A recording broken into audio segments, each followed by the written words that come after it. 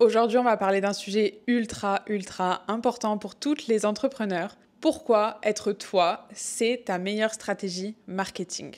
Ça peut paraître simple et évident, mais crois-moi, on va creuser un peu pour comprendre pourquoi c'est si puissant et comment utiliser ton personal branding à fond pour réussir. Spoiler, dans un monde où tout a déjà été fait, la seule chose que personne d'autre ne peut faire, c'est d'être toi-même. Je vais te montrer pourquoi miser sur ta personnalité, c'est la clé pour te démarquer, attirer tes clientes idéales et surtout construire un business qui te ressemble profondément. Welcome sur le podcast des solopreneurs DTR qui n'ont pas peur de casser les codes et de prendre leur place. Si tu veux structurer ton business sans te perdre dans des règles qui te ressemblent pas, si tu veux briller, oser être toi-même à 100% en créant une activité qui te fait kiffer ta vie, j'ai une super nouvelle pour toi, t'es au bon endroit. Moi c'est Amy, serial entrepreneur et multipotentielle ambitieuse. Je suis carrément persuadée qu'on peut atteindre ses objectifs sans se tuer à la tâche. Je suis là pour te montrer que l'organisation, la créativité et la liberté ne sont pas incompatibles, bien au contraire. Je t'aide à créer, développer et structurer ton business pour qu'il te permette de vivre tes plus grands rêves et vraiment profiter de tous les plaisirs que la vie a à offrir.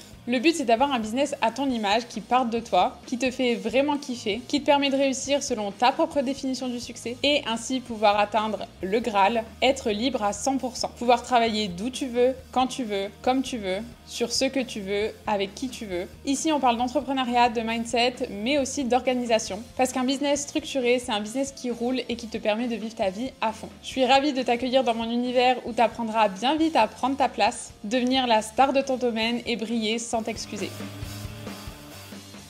Ok, let's be honest. Combien de fois t'as eu l'impression que tout avait déjà été fait? Que ton idée de génie, en fait, quelqu'un l'a déjà réalisée, l'a déjà postée sur Instagram, vendue en formation, bref, elle existe déjà. Sache que, désolé de te le dire, mais c'est pas qu'une impression, c'est un fait. On est dans un monde où tout a déjà été fait. Et alors? Tu pourrais te dire du coup que c'est ultra décourageant, mais en réalité, c'est une bonne nouvelle. Pourquoi? Parce que c'est pas ce que tu fais qui va te démarquer, mais c'est comment tu le fais et surtout qui tu es. Tu connais sûrement Gordon Ramsay, le chef hyper connu qui pète des crises à chaque fois. Si tu regardes ses émissions de cuisine, c'est pas juste parce qu'il fait des plats incroyables. Des chefs qui cuisinent bien, il y en a des milliers. Ce qui fait que Gordon Ramsay est devenu une légende, c'est sa personnalité.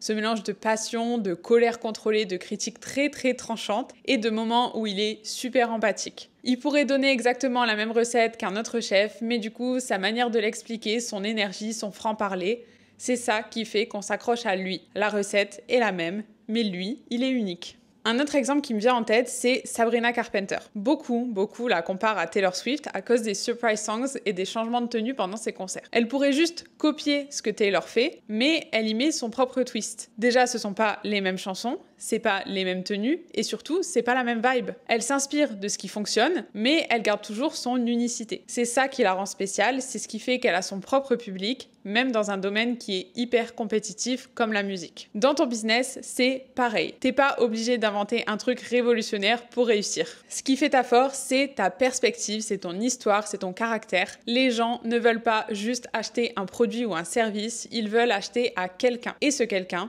c'est toi. Mais du coup, parlons de la fameuse authenticité. Ça paraît simple sur le papier, mais c'est là où beaucoup d'entrepreneuses se plantent. Pourquoi? Parce qu'on a toute cette envie de montrer une version parfaite de nous-mêmes, surtout sur les réseaux sociaux. On veut être pro, on veut être lisse, on veut avoir l'air impeccable, mais ce que les gens recherchent vraiment, c'est du vrai. Ils en ont marre des images trop parfaites, des discours trop marketés. Ce qu'ils veulent, c'est voir des vraies personnes avec des vraies émotions. Il y a une vraie explication psychologique derrière ça, c'est ce qu'on appelle l'effet de simple exposition. En gros, plus on est exposé à quelque chose ou à quelqu'un, et plus on s'y attache, à condition que cette chose soit authentique. Notre cerveau est câblé pour repérer la sincérité. Ça active une partie de notre cerveau qui nous dit « Hey, cette personne, elle est comme moi, elle est sincère, je peux lui faire confiance ». Et si les gens te font confiance, c'est là qu'ils vont acheter chez toi. La vérité, c'est que quand tu es authentique, tu donnes aux gens la permission d'être eux-mêmes aussi. La vérité, c'est que quand tu es authentique, tu donnes aussi aux gens la permission d'être eux-mêmes. Tu crées une connexion émotionnelle qui est profonde parce que tes clientes se reconnaissent en toi. Elles se disent « Ok, elle n'est pas parfaite, mais elle est vraie et c'est pour ça que je la kiffe. » Et cette connexion, elle est bien plus puissante que n'importe quelle stratégie marketing sophistiquée. Je te donne l'exemple de Lena Situation. Tu l'as sûrement vue partout sur YouTube ou sur Instagram. Ce qui fait qu'elle a explosé, c'est pas juste ses vlogs super bien montés ou ses tenues ultra stylées, c'est le fait qu'elle montre ses moments de doute, ses galères, ses coups de mou. Elle essaye pas d'être une version parfaite d'elle-même, elle est juste elle-même. Et c'est précisément pour ça que son audience, elle est aussi fidèle. Les gens s'identifient à elle parce qu'elle montre ses failles et ses forces avec authenticité. Résultat, un lien hyper fort avec son public et des opportunités de dingue qui en découlent. Maintenant, parlons donc de ce qui te rend vraiment unique. Il y a quelque chose que personne d'autre ne pourra jamais copier, peu importe à quel point ton marché est saturé, c'est toi. C'est ta personnalité, ton vécu, ta manière de voir le monde. Tout ça, c'est des atouts énormes pour te différencier. On va prendre Whitney Wolford, la fondatrice de Bumble. Elle a créé une application de rencontre dans un marché clairement archi dominé par Tinder et compagnie. Elle aurait pu se contenter de copier les codes existants, mais elle a mis son propre twist.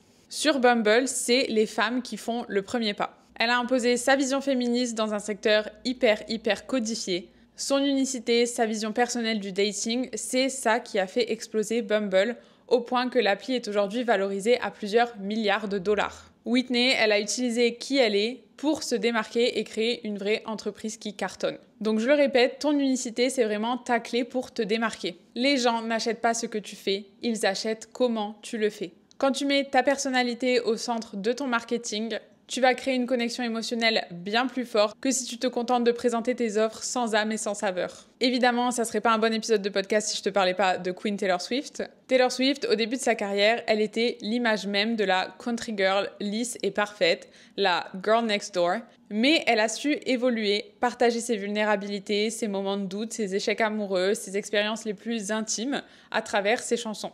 Elle est passée d'une image très contrôlée à quelque chose de bien plus raw et authentique. Aujourd'hui, c'est justement cette vulnérabilité qui fait qu'elle a une connexion aussi forte avec ses fans. D'ailleurs, si t'as pas vu ma vidéo sur les meilleures stratégies business de Taylor Swift, je te la mets juste en haut sur YouTube ou dans la description de l'épisode si jamais t'écoutes le podcast en audio. Taylor Swift, elle se contente pas de créer de la musique, elle raconte son histoire d'une manière que personne d'autre ne pourrait le faire. C'est ça qui fait justement toute sa force. Et sache que tu peux faire pareil avec ton business. Plus t'assumes qui t'es, plus tu montres qui tu es vraiment, plus les gens te reconnaîtront comme quelqu'un d'unique. Et c'est comme ça qu'ils vont se souvenir de toi, pas seulement pour ce que tu vends, mais clairement pour qui tu es. En résumé, dans un monde où tout a déjà été fait, la seule chose qui n'a jamais été vue auparavant, c'est toi. C'est ton histoire, c'est tes forces, c'est tes faiblesses, c'est tes valeurs, c'est tout ça, tout ce qui te constitue, c'est ce qui va te permettre de te différencier et de créer une vraie connexion avec ton audience. Donc mon petit conseil, c'est d'arrêter de vouloir absolument être parfaite. Arrête de vouloir ressembler à d'autres entrepreneurs que tu kiffes. Sois toi-même, mets en avant ta personnalité et tu verras que c'est ça qui va créer une magie qui te permettra de te démarquer naturellement. Souviens-toi, ta plus grande force,